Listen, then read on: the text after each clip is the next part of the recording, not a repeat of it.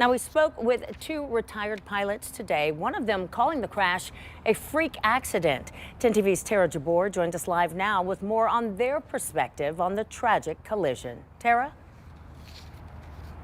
Well, Yolanda, both of the retired pilots that I spoke to today told me that they've flown to Reagan National Airport countless times.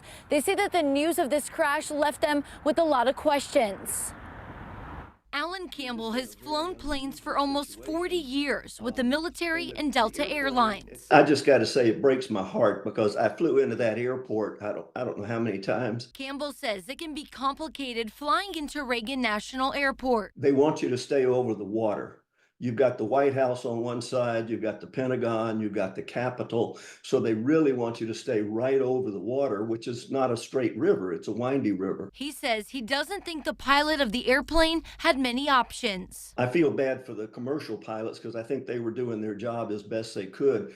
400 feet above the ground, your minimum airspeed, your minimum maneuverability, your chances of evading or avoiding that are minimal. William Dunn was a pilot with the Marine Corps for over 30 years. He questions what the communication was between air traffic control, the plane, and the helicopter. It's possible they were having an emergency. It sounds like air traffic controller had made some calls to them.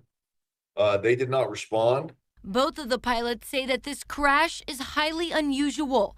They hope the investigation by the NTSB gives insight into what exactly happened. But when a helicopter or something just comes out of your blind zone, you can't deal with that. That's just should never have happened. Now, 14 members of U.S. figure skating were on that plane that crashed. They say that this tragedy is unspeakable. Reporting live in downtown Columbus, Tara Jabor, 10 TV News.